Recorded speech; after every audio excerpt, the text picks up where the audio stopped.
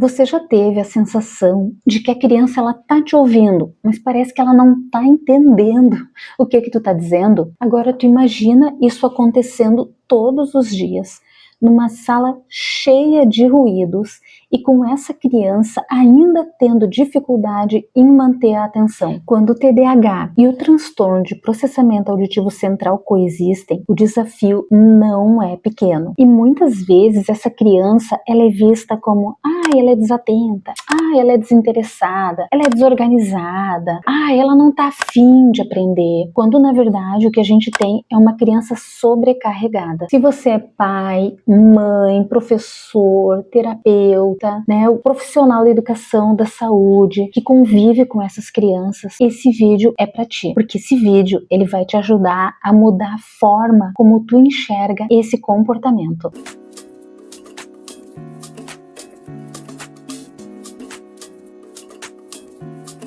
E antes de continuar, já curte o vídeo para o YouTube entender a importância desse conteúdo e entregar para mais pessoas que precisam desse conhecimento. Quando o TDAH e o transtorno de processamento auditivo central estão juntos, os desafios diários eles são muito grandes. Então, essa criança, quando ela tem essas duas condições, ela vai acumular prejuízos, né? Ela vai acumular, então, situações assim difíceis para ela de enfrentar. E essas coisas, então, gente, que vão acontecer no dia a dia, em função desses dois transtornos juntos, são assim, das mais variadas, tá? A gente vai começar então com uma dificuldade muito grande de entender instruções longas, né? Então é aquela criança que ou entendeu o início, ou entendeu o final, ou não entendeu nada. Quando chegou no final, ela não lembra do início, tá? Então a gente vai ter essas dificuldades bem pontuais e bem destacadas, tá? Elas são gritantes, assim, né? É uma criança, uma adolescente, né? Enfim, que vai precisar se esforçar muito mais do que os outros para manter foco nas instruções, para conseguir aprender, entender, né? A gente vai ter junto, então, uma sobrecarga cognitiva e muitas vezes essa criança nem se dá conta. Ela tá se esforçando muito mais, tá tendo às vezes o rendimento muito menor e ela nem se dá conta do que ela tá fazendo, porque essa é a condição dela, né? Então ela não tem como ter essa medida, mas isso acontece, tá? Elas precisam também lutar para entender as coisas num ambiente ruidoso, ou seja, o professor explicando e os barulhos que são próprios, né, da sala de aula, próprios da escola. Então ela tem que lutar para tentar tirar, né, distinguir o que é que ela tem que realmente entender, o que ela tem que prestar atenção, né, qual é o som que ela tem que ouvir no meio de tantos outros. Ela vai também processar as informações auditivas de uma forma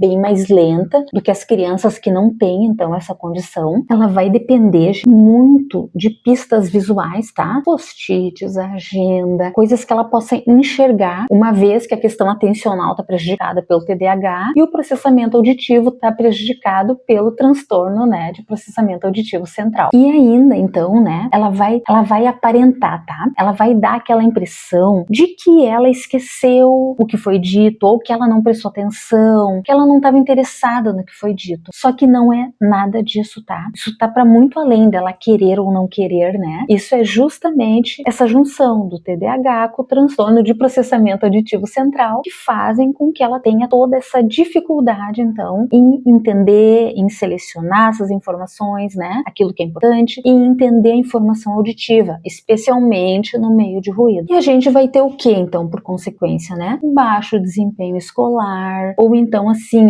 um rendimento escolar que às vezes nos primeiros anos ali do fundamental ele se mantém, só que quando começa a aumentar a demanda, tipo quarto ano, quinto ano, essa criança começa a decair. Sexto ano, então, gente, que muda, né, todo o sistema escolar, vai ter 10 professores, muda tudo. É muito comum, até o quinto ano, mas ia bem até o quinto ano. No sexto ano é que começou a ter problema. Nunca tinha tido problema na escola. Isso é muito comum, tá? Porque muda totalmente o olhar, né? Até o quinto ano a gente vai ter um único professor. Então ele vai conhecer aquela criança, ele vai valorizar, né, a área que ela é mais, que ela, enfim, tem melhor desempenho, né? Tem todo um outro contexto. Do 6º ano em diante, a gente vai ter um professor por disciplina. Então, é muito comum que esse professor, ele só tem pouco tempo na turma, né? E o olhar é outro. Então, a gente vai ter, é muito comum esse discurso, né? Ah, mas ia bem até o 5º, do 6º em diante, aí vai ver essa criança tem essas questões, né? Só que elas sempre estiveram com ela. Só que chega num ponto em que muda o sistema educacional, muda a demanda, né? Quer dizer, aumenta muito a demanda e ela não consegue mais dar conta, por mais que ela se esforce. Às vezes acontece até antes, né? Ali no 4º aninho, a coisa já começa a ficar difícil. A demanda aumenta e as estratégias que essa criança aprendeu a usar, muitas vezes até sozinha ali, né? Ela foi tentando se adaptar e foi dando conta,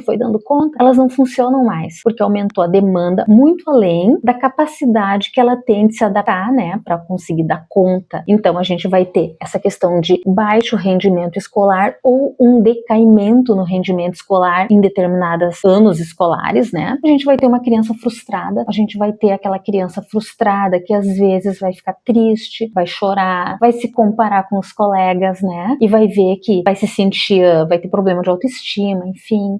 A gente vai ter o frustrado que vai às vezes se colocar, né, vai agir impulsivamente em função até do TDAH. Então a gente vai ter muitas consequências, gente. A gente vai ter muitas vezes uma criança desorganizada, né, porque é quase impossível para ela se organizar num ambiente ruidoso, tendo que selecionar informação, dar conta da demanda e ainda se organizar fisicamente no ambiente, né. É aquela criança que não vai terminar de fazer o que tá fazendo porque ela começou, a prof falou, puxou, né, para prestar atenção numa outra coisa, ela não lembra onde parou, né? A gente vai ter uma série aí de questões, né, que são consequências, e são consequências que prejudicam a nossa criança, que desfavorecem, né, o desenvolvimento dela. Vamos pensar então agora em estratégias práticas para a gente ajudar a nossa criança que tem então o TDAH com o transtorno de processamento auditivo central associado na escola, né? Dos prejuízos, o que é, né? E os prejuízos a gente já falou. Vamos então agora ver o que a gente faz. Primeira coisa, e por isso é tão importante saber o que a nossa criança tem, né, pra gente poder fazer os ajustes. Primeira coisa, diminuir ruído. Claro que a gente sabe que tem ambiente e ambiente. Escola é, por natureza, um ambiente ruidoso, né, gente? É muita gente no mesmo lugar por muito tempo, vai ter ruído, né? Mas a gente trabalha para minimizar ruído. A gente vai deixar essa criança longe da janela, longe da porta, de preferência perto do professor e rodeada por coleguinhas ali no entorno dela, nas outras classes, por crianças mais calmas, né? Crianças assim, aquelas crianças, né? Porque cada um tem sua natureza, né? Então a gente tenta colocar no entorno dela crianças que têm aquela vibração mais constante, né? Que não sejam aquelas crianças que deixam o apontador cair, ou então que querem falar com o fulaninho lá no fundo e chamam, ó, fulano, né? Então a gente tenta deixar ela num local, na sala de aula, onde ela tenha uma proteção acústica, né? Longe da janela, da porta, perto do professor e com coleguinhas tranquilos no entorno dela. Se possível, um tapete na sala de aula, né? Uma sala de aula que não seja no piso, né? Um tapete onde vai cair uma borracha e o barulho não vai ser aquele barulho que vai entrar ali no ouvidinho dela e tirar ela do prumo, né? Digamos assim. A fala, tá, pessoal? Pensando na sala de aula. Por que é importante ela estar numa posição próxima ao professor? Para ela poder ver o professor falando. Então, o professor tá liscando e ela tá próxima. Ela não tem interferentes. Porque como ela já tem a dificuldade no processamento auditivo e na atenção, enxergar o professor, ver ele falando, isso facilita para ela no entendimento e na manutenção do foco. E, claro, dentro das possibilidades de uma sala de aula, que o professor não se estenda, né, que ele consiga fazer explicações mais objetivas, né, para que ela não perca daí o foco, além da questão do processamento auditivo central, já tem interferentes no caso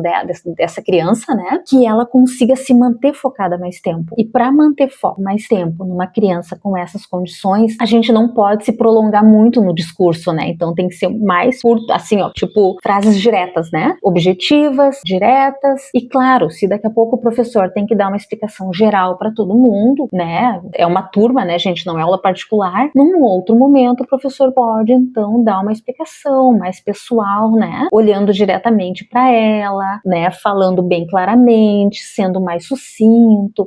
São manejos que são possíveis na sala de aula. Outra estratégia, né? Outra estratégia, então, bem legal é o uso, assim, de várias entradas sensoriais, começando pela visual, né, gente? Então, assim, o texto lá no quadro e o professor tá explicando, vai lá e grifa, sei lá, né? Ou faz de outra cor uma palavra-chave lá que é muito importante, né? Se é no livro ali, grudar um post-it, né? Na página, ou então usar uma caneta marca-texto ali, no que é mais importante. Usar exemplo prático, né? Daqui a pouco tentar envolver ela naquilo, dar um exemplo, e se é uma criança que é um pouco mais extrovertida, claro, né? Dá um exemplo aqui pra nós, né? Parecido com esse que eu tô dando, né? Tentar envolver. Claro que tudo depende do perfil da criança, né, gente? Se é uma criança mais tímida, a gente vai deixando ela no tempo dela, mas se é uma criança mais extrovertida, porque no momento em que ela consegue, de repente, dar um exemplo dentro daquilo, a gente sabe que ela entendeu, né? Que ela absorveu aquilo e que ela tá, naquele momento, então, absorta nesse assunto que o professor tá explicando. Então, também bem importante checar, então, se ela compreendeu, né, gente? Isso foi o que eu comentei até antes, assim, de daqui a pouco dar uma explicação mais pessoal, né, depois de explicar pra turma, e aí checar o entendimento dela, né? Pedir o exemplo, que nem foi comentado antes, né? Pedir um exemplo é uma forma de checar se a pessoa entendeu, né? Enfim, mas então, checar a compreensão é bem importante.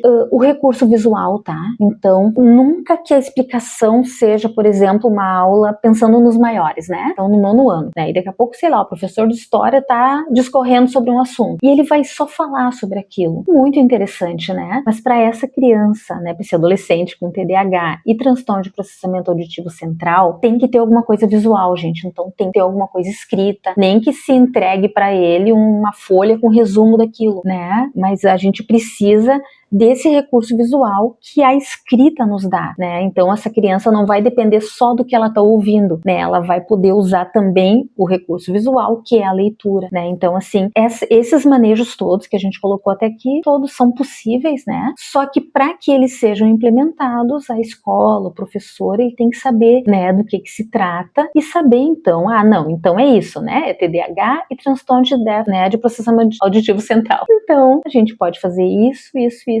tá? Por isso é tão importante a gente saber identificar, né, o que a nossa criança tem, para daí poder fazer, então, os manejos.